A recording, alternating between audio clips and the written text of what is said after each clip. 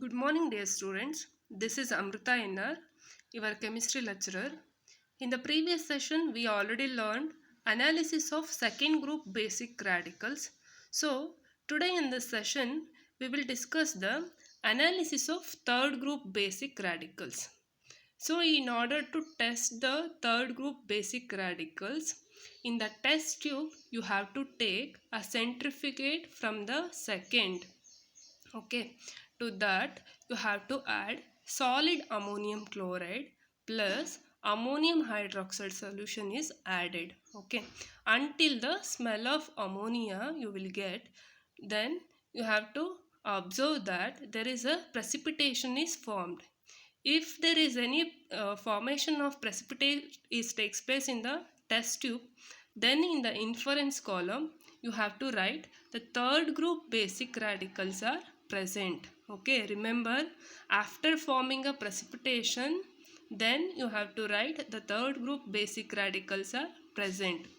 If the precipitation is color is obtained is in the form of gelatinous white precipitate, so this is indicate that the presence of aluminum ion may be present.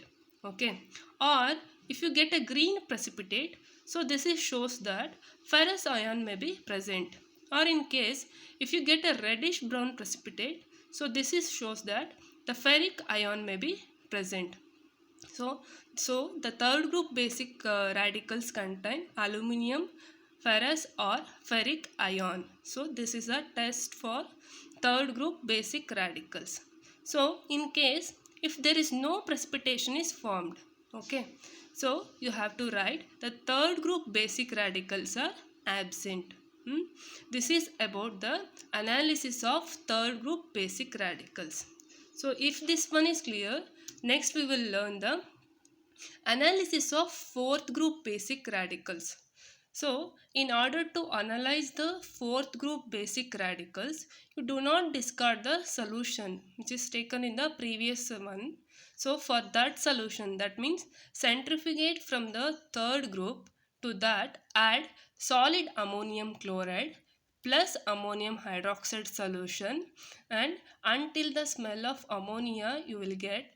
Okay, then add H2S gas, that means hydrogen sulfide gas.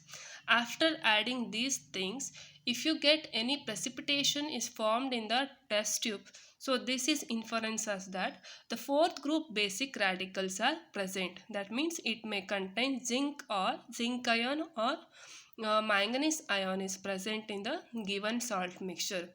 Then how do you say that zinc ion is present in the salt mixture? Means if you get a white precipitate, so this is indicate that the zinc ion may be present. Or if the precipitate is in the form of pink, so this is shows that the manganese ion may be present. Okay, if there is no precipitation is formed, in case if there is no precipitation is formed, in that case you have to write the fourth group basic radicals are absent. Okay, so next we shall study the fifth group basic radical.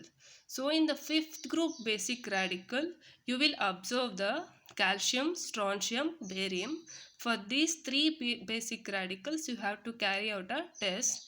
Now, how do you carry this test? Means take a centrifugate from the fourth group, to this add solid ammonium chloride until it is saturated, and add few drops of ammonium hydroxide solution until the smell of ammonia is formed, and add ammonium carbonate solution.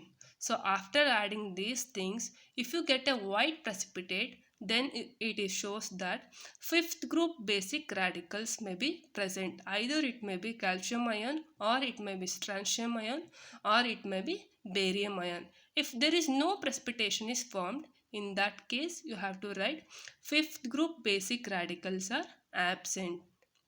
Okay, if fifth group basic radicals are absent, then you have to test for sixth group basic radicals. So in order to test for sixth group basic radicals, you have to do one thing, that means centrifugate from the fifth group is used for the analysis of sixth group basic radicals individually. Okay, so this is all about the analysis of basic radicals.